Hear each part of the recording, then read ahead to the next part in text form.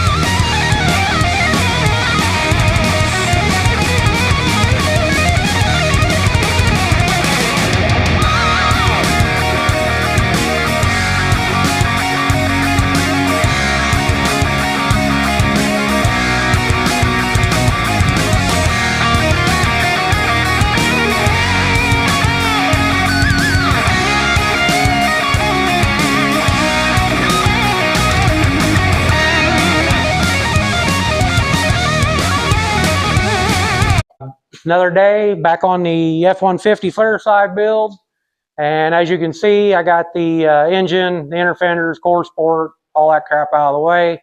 So now we can get down to business.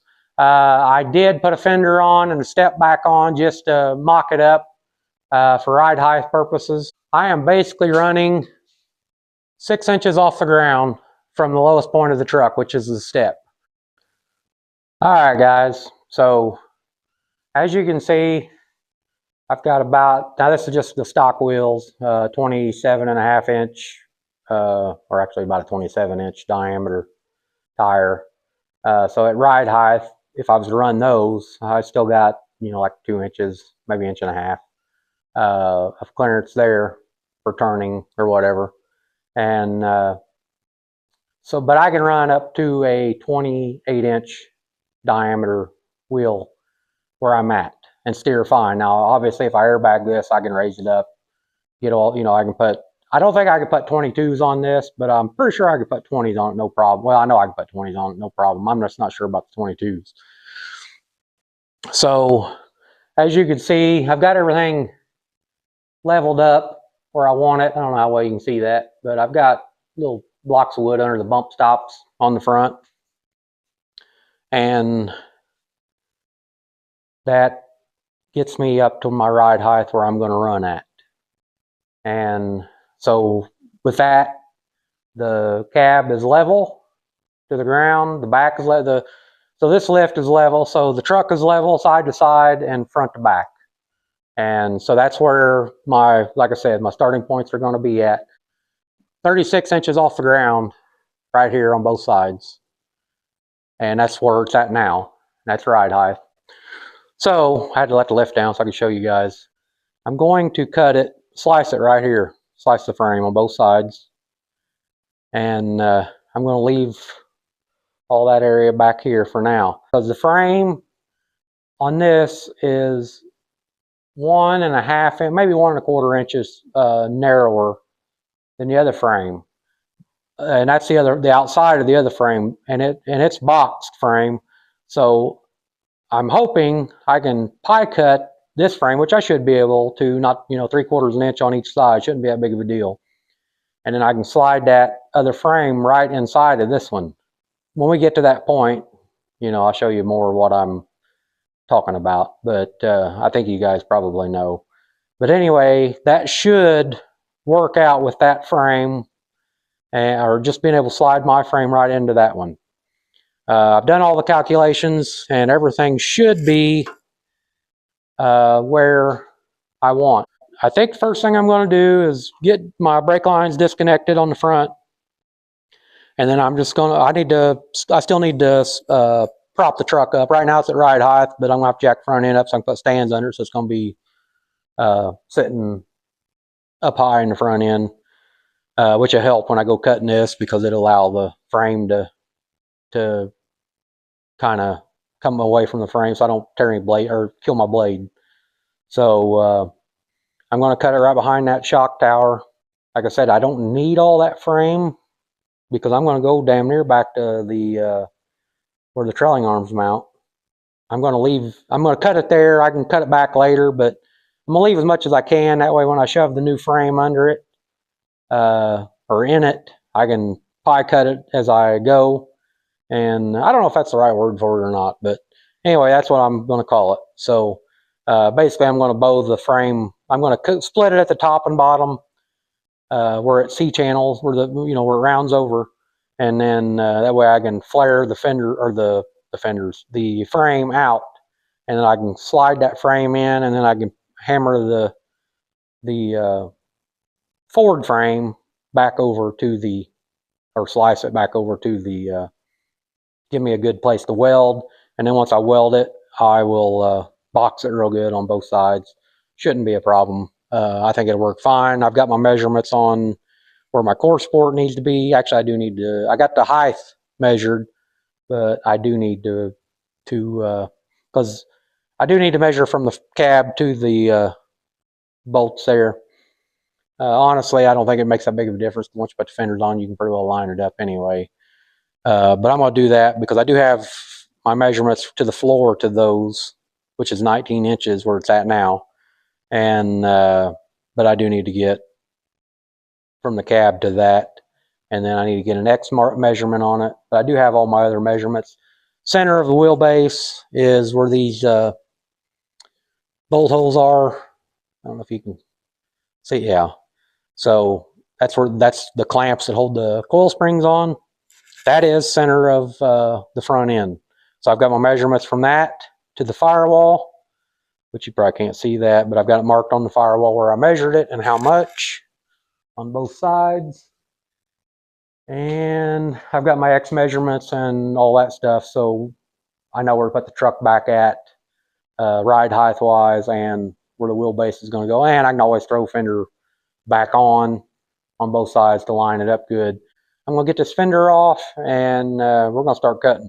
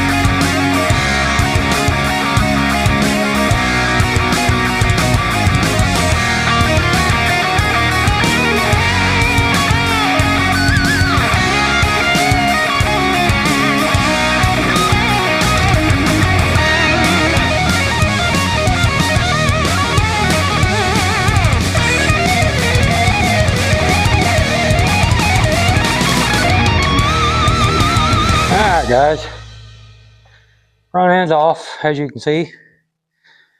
Now, ordinarily, you would, take my earplugs out so I'm not yelling. Ordinarily, you would want to brace your frame when you're clipping something or whatever, or especially like changing a cross member, you'd want to brace it, or try and utilize factory braces or bumper or whatnot. But in this situation, the cab mounts and the cab are keeping the frames back there where it needs to be. And then up here, I kind of need it to go out. I need a little movement up here anyway to be a little wider, hopefully.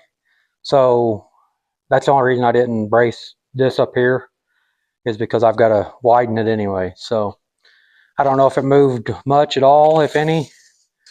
But I'm going to take a tape measure here and do a quick measurement. See what we got here. Yeah, it might have moved a ½ inch. So if I get lucky, I should maybe only have to pie cut it like a ½ inch on both sides. Sorry if I'm making you sick moving the camera around here. Kind of jumped the gun here. This is the Dakota clip. I do have it welded in on this side. I'll clean all that up and probably put another better looking plate across everything. Just because this frame is just a little on the wider side by about 1/4 inch on both sides. So what I did was, you can see where I slid it in, the C channel frame from the Ford, both sides. And I got everything lined up where I needed it, wheelbase lined up, everything lined up where my camber would all be good, and then I just went to town on it. So you can see here, I haven't plated this side yet. So what I did was, I had that hole there. I went ahead and drilled it out bigger. I drilled another hole the same size as I drilled that other one, oversized, and then I slid a plate, 1/4 inch plate inside there, and plug welded it, and then welded it down, and then of course on the frame and everything. And like I said, I'll probably come up with another kind of plate or something once I get all that, once I get this off here. That way it won't look as bad. Not that it looks bad now, but it'll just look better. The frame will be black, so you're probably not going to see it anyway, unless you're really looking. But just wanted to give you an update.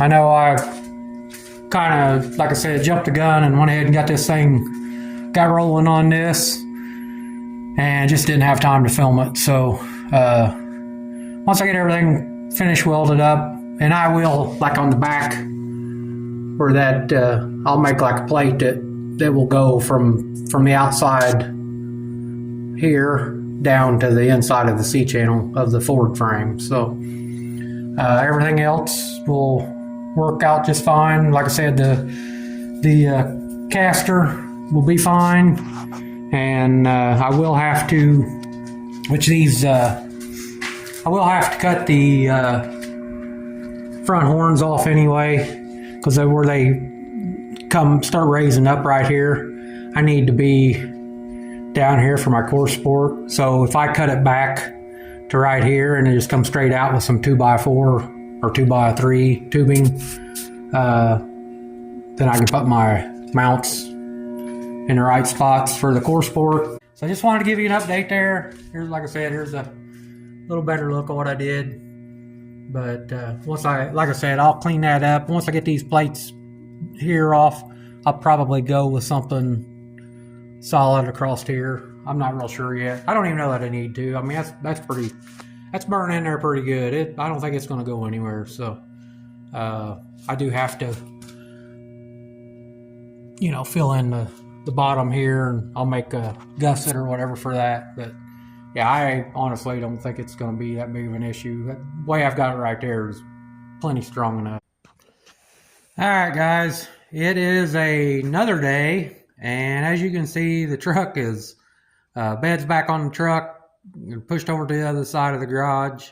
I've got a few projects that I've got to work on, so I needed this off the lift, and I don't have enough room, so I had to keep everything separate. So I had to put the bed back on the truck just to get it over out of the way. So I'll do a quick recap of what's going on here, but I don't know how well you can see. It's kind of dark there, but the clip is completely welded in. I've still got to do some bracing on the back side, on the inside, just a piece of metal from the box frame over to the C channel on both sides. And then I've got to cut the horns off the front for the radiator, to make my own for the radiator. But it is welded in solid. I still need to put some plates on the side. But like I said, it is lowered. I put all I did on the back. I haven't 4-linked it yet. I am going to 4-link it. But what I did do was, I had a flip kit laying here that I bought years ago. And so I went ahead and just threw that on real quick so I could put the leaf springs back the way they was. So that put it basically where ride height's going to be at anyway. I still need to C-notch the frame. And I think the plan right now is to, obviously I'm going to 4-link it, but I think the plan is now, at the moment, is to probably just put coilovers on the back, and then probably put just cut down the Dakota coil springs on the front, and run it as is for now. Still debating what to do about an engine. I ended up selling the 6-cylinder. Had a guy needed it, so I ended up just selling it. And so I think, honestly, I don't know what I'm gonna do yet on the engine. So that's still up in the air. I may just put a small block in it for now, get a standalone deal for the transmission and use it, or put a C6 or an AOD or something in it, so I can run it, all mechanical or manually or whatever. The E4ODs, you've got to have something to control it. So don't know what I'm gonna do there yet. And if I can find a donor truck with coyote and transmission and everything in it, obviously that's what I'm gonna go with. But still looking there, trying to come up with something. Am gonna remove the heater box and all that stuff, because I am going to put vintage air on this anyway, so I don't need any of that. And when I do bag this, that won't be a problem, because you can see right now it's up against it. And so I think I'm definitely going to end this video here for now. Once I get the projects that I've got to do done, I'll get this back over on the lift and resume probably on the rear for now. Get that 4-link and all that stuff done, and then I'll get another video together. But this here, the old twin I-beam, I'm obviously gonna keep the wheels and tires. I'll probably sell those or something, but I'm just gonna cut all that up and take it to the scrapyard and get it out of the way. So as you can see, I'm kind of hurting for space, but like I said, I needed the lift and got to do some cleanup. I don't know if so when I will show you this. When I did cut the Dakota frame, this is what I ended up cutting off both sides of it. And here's the other one. That's how much I had to trim off of it to slide it in to the existing C-channel Ford frame. So that's all done. Like I said, it's all welded in, burning good. It's not going anywhere. I am just going to put some kind of fish plates or whatever on the side. And it actually doesn't look bad the way it is. Once it's black, it's not going to be, you're not going to see it anyway. So, but I may clean that up just a little bit more, make it look a little better. Because you can, possibly, well, I don't know if you can even see it with the wheels on it and the fenders on it. I don't know that you'd even be able to see it anyway. So, and then I've still got to take the old trailing arm brackets off of the frame anyway, which that's something everything I'll do on the when I've got it back on the lift. So, if you would, and you're wanting to follow along on this build, I don't know how long it'll be before I get back on this. I wouldn't think it'd be that long, maybe a month or so, but definitely click the like button, subscribe, all that stuff, and you'll see updates when they come up. Thank you.